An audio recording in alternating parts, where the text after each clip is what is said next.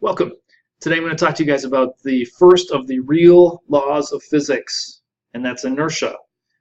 It's pretty cool. It's got some great history that goes with it. I'm going to tell you just a little bit about it because I know people don't get as excited about it as I do, but it is pretty cool. Inertia is this cool word right here. That's how we say it, inertia. So the TI, remember, is a sh sound, so it's inertia. Let's say you have a U-shaped track. We use a lot of tracks in here with marbles, so Galileo did kind of the same thing. And so let's say I have a U-shaped track, and let's say it's a really well-made one, so there's very low friction. Okay, so it's not going to lose a lot of its energy to friction. So we put a marble on there like so, and then let it go. So what do we notice happens? If it doesn't lose a lot of energy to friction, it rolls down and gets faster and faster and faster until it hits the bottom at maximum speed right there, and then it slows down, slows down, slows down, until finally it hits just about at the same height as where it started. Now just about, because there still is friction. But Galileo was smart enough to say, if I built a perfect one, like in a real, like an imaginary one that had no friction at all, if I could imagine that, I'm pretty sure the marble would get back up to the original height. And then it would just roll back and forth and back and forth, never losing any energy to friction, to heat. And it would always go back to the same height. So what he reasoned was this. So when you put the marble up there, you basically are giving it its starting position. And it is always wanting to get back to that starting position. So this is where it gets cool. That's cool. That's, you know, like little kids do that all the time. So that's not like amazing coolness. What is cool is that he then said, okay, if the marble is always trying to get back to its original height, what happens if I make the other side of the ramp really long? So we start off with the marble here, just like we did before. We let it go. It gets faster and faster and faster and faster until it's down here. And then it rolls and rolls and rolls and rolls and rolls. And he found that it got basically back up to where its starting position was. So the height here and the height there, the same. And so he said, hey, that's pretty cool. So it doesn't matter what the shape of the ramp is, the marble is always trying to get back to the height that it started at. Now, here's where it's going to blow your mind. He said, cool. Now what happens if I take that side and I never let it get back to the original height? That's how mean I am. I love like malicious actions with marbles. I don't know, but so he takes the marble and he drops it and it rolls down and he never lets the other side of the ramp get to the original height. Never. So the marble's just rolling along. Sad marble, never able to get back to its height, but always dreaming of the day when it would. But Galileo won't let it. So what happens? What does that marble do? Well, we know in the real world that there's friction, and so friction is going to slow it down. But Galileo said, if you could make a perfect one of these things, like we've been talking about here, so you make a perfect one of these things, where's that marble going to do?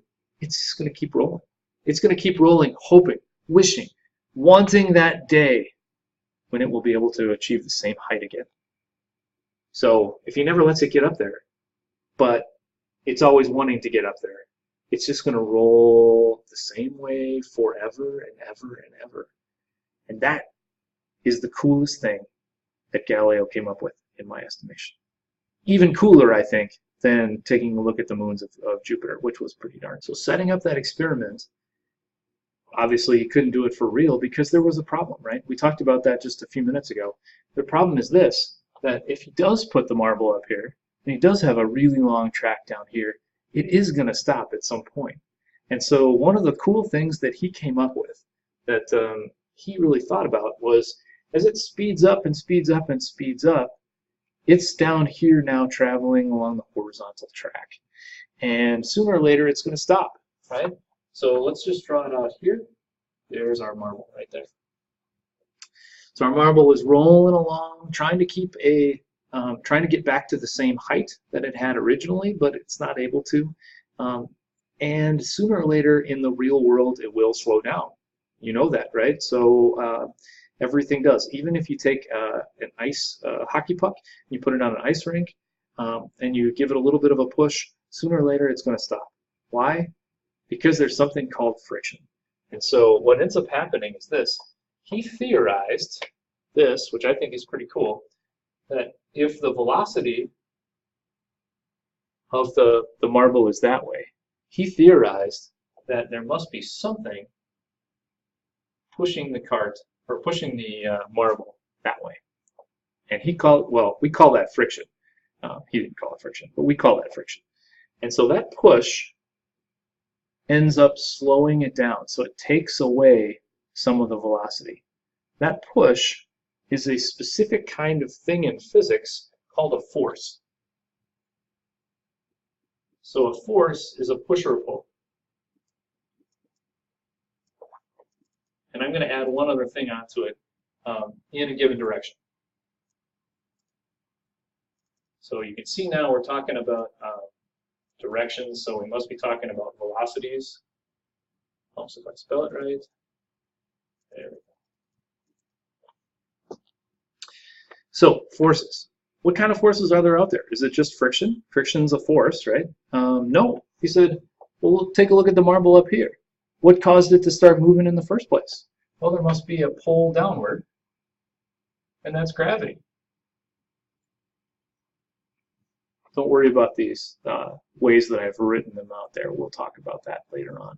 So the force of gravity right there is what's pulling it down. Why doesn't it fall when it's down here? That's because the ramp is pushing it back up. And so I'm going to go ahead and erase this. Gravity is still acting here, like so. And the ramp is pushing it back up. That one has a special name we're going to talk about later. I don't want to confuse you yet. So he said that there are these forces acting on it. Now, it just so happens that the gravitational force and the ramp force are acting opposite of each other. And so I want you to imagine for a minute that you've got two brothers, and they are playing tug of war, and they are exactly identical, like so. And so they've got a rope between them, right? So here's the rope. And they're pulling on the rope in opposite directions. They're exactly identical, so they can each push the same or pull the same amount. And so where's that rope going to go? One of them pulls that way, one of them pulls this way, the same amount. Does the rope move at all? It doesn't. And so they balance each other out. And so that's kind of what's important here, is that Galileo said, well, yeah, there's a force, the ramp is pushing up and gravity's pushing down, but wouldn't you agree that they're balancing each other out? So we don't really need to worry about them. What's balancing out the friction here? There's nothing there. There's nothing pushing it that way, right? And so as a result, the friction tends to slow it down. It tends to change its motion. So here we have Galileo's law of inertia. Now, Galileo's law of inertia became Newton's first law of motion with a little bit of minor adjustment. And so I put both of the names up here just so you could see. We're going to refer back to it as Newton's first law of motion pretty often. But it is Galileo's law of inertia, and he came up with it first, so I want to give him credit. And it says this: every object, all objects, doesn't matter where you are in the universe, all objects continue in a state of rest or uniform or constant motion, speed, sorry. Let me make sure you guys got this. So continuing in a state of rest. Rest, just like when you go to sleep at night, you're not moving. So rest means not moving, okay? Or uniform, which I would call constant speed. Uniform means not changing, okay? So a constant speed in a straight line. What do we call that when it's a constant speed in a straight line? We call it a velocity. And so we would say an easier way to say this would actually be in a state of rest or constant velocity. And so that might be one of the ways that we could adjust this a little bit. But people are more comfortable with speed, so let's leave it as speed for now. Unless acted upon by a net force. Now, we haven't used the word net force or the phrase net force yet, but just keep that in mind. Net force is something that's not balanced. It's something that's left over. When you get your paycheck, you get your gross pay listed off there, and then the check is actually for a smaller amount. And you're like, what the heck happened to my money? Where is it? Well, that's because you get net pay, not gross pay. Gross pay is how much the employer says they're going to pay you. Net pay is how much they pay you after they take out their taxes and other withholding that they have to put in.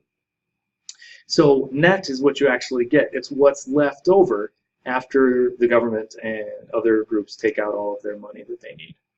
So that's what you make, right? So that's your net pay. Net force is the same thing. So if you balanced out all the forces you can, the net force is whatever's left over. And so if you go back to our situation before with the marble, right? There's the track, there's the marble. There was a ramp force pushing up on the marble, and there was the gravitational force pulling down. But those two balanced each other out, so we weren't really worried about those. But there was one that was not balanced out, and that was this friction right here. And so the friction force that was acting to try to slow the marble down is the net force. It's not balanced out, so it's what's left over. And so let's go back and say this one more time here. Every object continues in a state of rest or uniform constant speed in a straight line, in other words, constant velocity, unless acted upon by a net force, something left over. And so we're going to talk a little bit more about that. So as a quick spoiler, I want to put two situations out here for you. Let's say you're trying to push a little car or a train. So which one is going to be harder to push based on your strength, right? And so you assume your strength is the same for both. I think you'd agree that the little car is probably a little bit easier to push than the big train. And the reason is because it has mass, more mass. And the more mass you have, the more inertia you have. So that's an R right there. There we go. The more inertia you have. And inertia is this resistance to a change in motion. And that's really going to be the main topic that we're going to go through in the next unit, actually. So just a spoiler.